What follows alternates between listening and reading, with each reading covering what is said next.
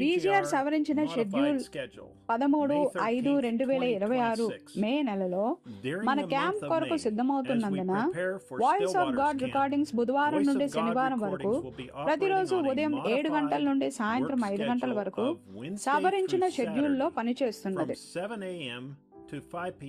మరిన్ని వివరముల కొరకు https://branham.org/home ను సంప్రదించగలరు. శుభ శనివారపు ఉదయం. ఇది మే 16, 2026. నేను పక్షిరాజులు కూడుకొనుచున్నవి లేఖను చదువుతున్నప్పుడు మీరు www.branhamtabernacle.org నుండి మీ కాపీని ప్రింట్ తీసుకోవాలని కోరుతున్నాను. సర్చ్ బాక్స్ లో 5-17-2026 అని టైప్ చేయండి. టైప్ లో ఉన్న విలియం బ్రెన్హామ్ బోధనలలోని ప్రధాన ప్రాథమిక నమ్మకములను నేటి పరిచర్యలో 99% కంటే ఎక్కువ మంది వ్యతిరేకిస్తున్నారు. వాక్య కొనసాగింపును కొనగొనడానికి బదులుగా ఈ రోజు ఈ లేఖలో చూపబడే విషయాలకు వ్యతిరేకంగా వారు తమ ఉల్లేఖనలు మరియు అనువాదములతో వాదిస్తారు. బ్రదర్ బ్రెన్హామ్ ఇలా రాశారు: ఈ కాలపు వైఖరి అప్పుడు ఉన్నట్లే ఉన్నది.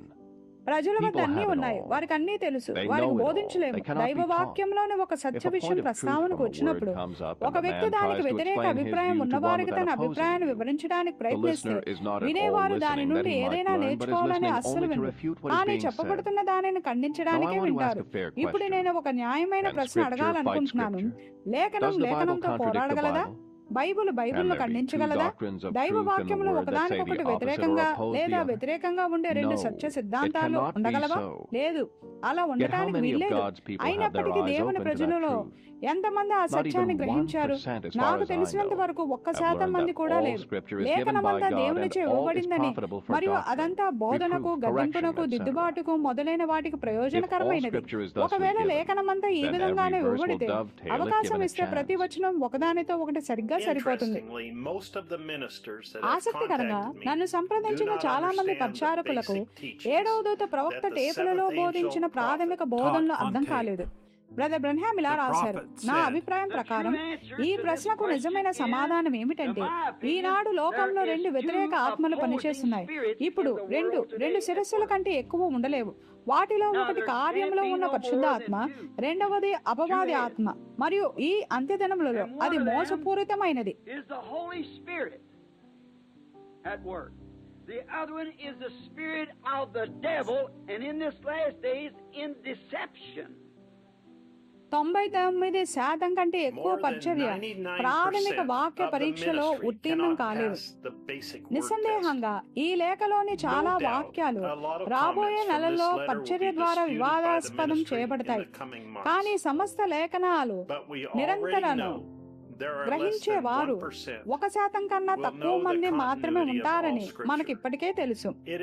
సహోదరు జోసెఫ్ రాసిన లేఖ దైవవాక్యాన్ని ఎంత సరళంగా సమీపిస్తుందో గమనించడం ఆసక్తికరంగా ఉంది.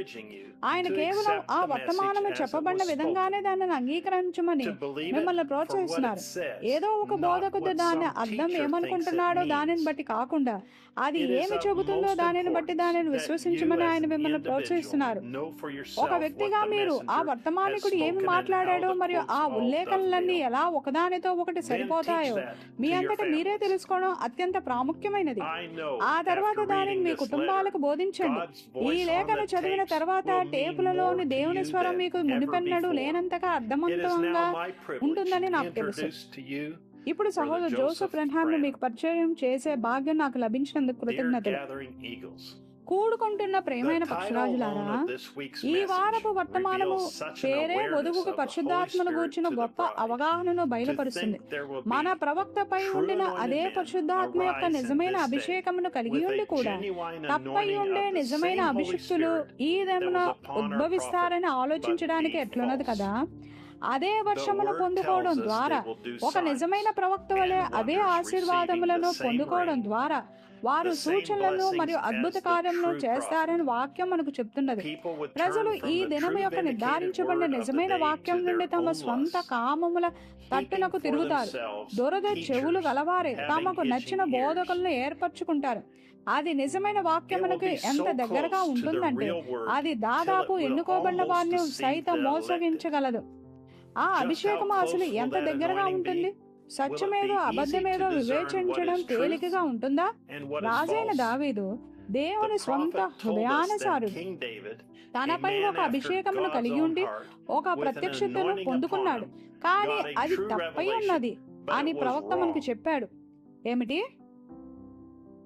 ఒక్క క్షణం దానిని మీ మనస్సు లోతులోకి వెళ్ళనివ్వండి. దేవుని యొక్క ఎన్నుకోబడిన రాజు ఒక నిజమైన అభిషేకమును మరియు ఒక నిజమైన ప్రత్యక్షతను కలిగి ఉన్నాడు, కానీ తప్పై ఉన్నాడు.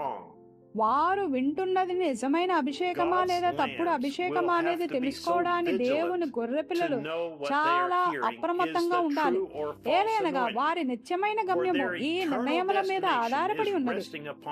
ఆయన యొక్క వధువుకు మార్గదర్శకత్వము చేసి మరియు ఆమెను వాక్యంలో ఉంచడానికి సహాయపడుటకు దేవుడు నిజంగా అభిషేకించబడిన అనేక మంది సేవకులను నియమించాడని మనకు తెలుసు. ఆయన యొక్క వాక్యము దానిని చెప్తున్నది మరియు వారిలో ప్రతి ఒక్కరి కొరకు మనము ప్రభువునకు కృతజ్ఞులమై ఉన్నాము. వారు తమ మందలపై కాపరులుగా ఉండటానికి పిలువబడ్డారు. వారు వారిని వాక్యంలో ఉంచడం కొరకై ఉన్నారు. దానిని చేస్తున్నప్పుడు వారి మందలకు దేవుని యొక్క ఏకైక నిర్ధారించబడిన స్వరమును ప్లే చేసి వినిపించడంలో వారు విఫలమవ్వకూడదు. నిజమైన అభిషేకమును మరియు నిజమైన ప్రత్యక్షతను కలిగి ఉండి కూడా ప్రతి మనిషి ఏ విధంగా తప్పులోకి వెళ్ళగలడో మనము ఈ మధ్యనే విన్నాము. కానీ వధువు నిశ్చయితతో ఉండవచ్చును, ఎందుకంటే వారు ఎల్లప్పుడూ కూడా ఆ నిజమైన అభిషేకమును, నిజమైన ప్రత్యక్షతను, నిజమైన యెహోవా ఇలాగ సెలవిచ్చుచున్నాడని వినడానికి దేవుడు ఒక పరిపూర్ణమైన మార్గం ఏర్పాటు చేశాడు. కేవలం ప్లేను నొక్కడమే. శరీరం ఎక్కడ ఉండునో ఆ వాక్యం ఎక్కడ ఉండునో అక్కడ పక్షిరాజులు పోగొడతాయి. శరీరం ఎక్కడ ఉండునో అక్కడే పక్షిరాజులమైన మనము కూడుకుంటాము.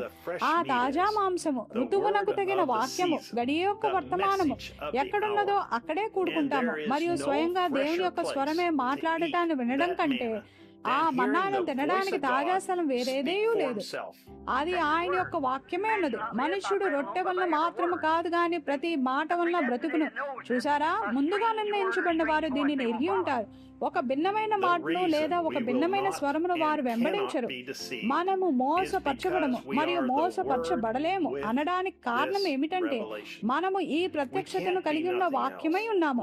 మనము వేరే దేనిగా ఉండలేము. మనము వేరే దేనిని వినలేము. మనకు వేరేది ఏదీ తెలియదు. నేను ఉన్నవాడను, నేను ఇది వరకు ఉన్నవాడను లేదా ఉండబోవాడను కాదు. నేను ఉన్నవాడను, వర్తమాన కాలము, ఇప్పుడున్న వాక్యము, ఇది వరకున్న వాక్యము కాదు, రాబో వాక్యము కాదు, ఇప్పుడున్న వాక్యము. చూసారా, మీకు అది అర్థమైందా? నేను ఉన్నవాడను, నేను ఉన్నవాడను అనువాడు వాక్యమై ఉన్నాడు.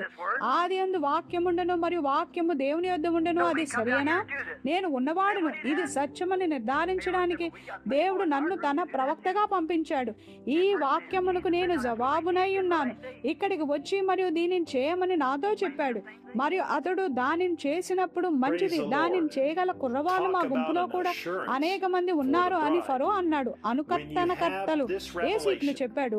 ఇప్పుడు అది మరలా అంత్యదినంలో పునరావృతం అవబోతుంది. చూడండి, అదే విషయం చెప్పుకుంటూ వస్తారు.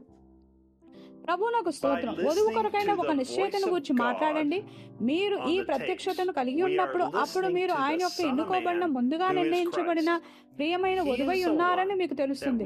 టేపులలో ఉన్న దేవుని స్వరమును వినడం ద్వారా క్రీస్తయున్న మనుష్య కుమారుని మాటను మనము వింటున్నాము. మనము పోషించబడుతున్నది ఆయన మీదే అయి ఉన్నది. మనము ఒక మనుష్యుని మీద పోషించబడటం లేదు. ఒక మనుష్యుడు అతని మాటలు విఫలమవుతాయి, కానీ మనము మనుష్య కుమారుని యొక్క విఫలమవ్వని వాక్య దేహముపై పోషించబడుతున్నాము. మీరు యెహోవా ఇలాగ సెలవిచ్చుచున్నాడని వింటున్నారని 100% నిశ్చయితను కలిగి ఉండాలనుకుంటే అంత్యకాలమందు అభిషిక్తుల గురించి సమస్తమును దేవుని స్వరము మాకు బయలుపరచడాన్ని మేము వినిచుండగా ఈ ఆదివారం జెఫర్సన్విల్ కాలమానం ప్రకారంగా మధ్యాహ్నం 12 గంటల సమయం అప్పుడు వచ్చి వధువులోని ఒక భాగముతో చేరండి. సహోదరుడు జోసెఫ్ బ్రెన్హామ్.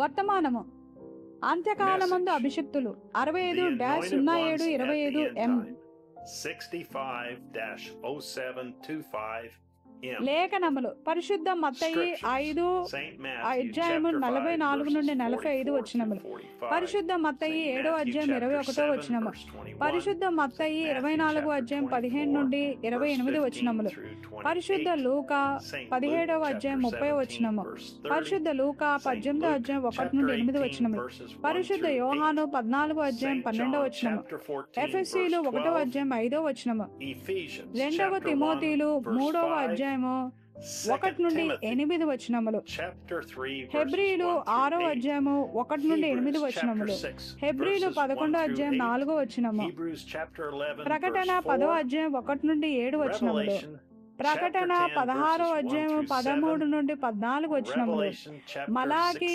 4వ అధ్యాయము 5వ వచనము, 1వ రాజులు 22వ అధ్యాయము 1 నుండి 28 వచనములు, ఇర్మియా 27వ అధ్యాయము మరియు 28వ అధ్యాయము. దీనితో బ్రన్హామ్ టాబర్నికల్ నుండి లేఖ ముగిసినది. ఇప్పుడు మీరు ఈ ఛానల్ ను సబ్స్క్రైబ్ చేసుకొని గంట నొక్కగలరు. తద్వారా మేము లేఖనంలో వీడియో అప్లోడ్ చేసినప్పుడు మీకు నోటిఫికేషన్ వస్తున్నది. మళ్ళా కలిసేంత వరకు దేవుడు మిమ్మల్ని దీవించును గాక. మరియు షలోమ్.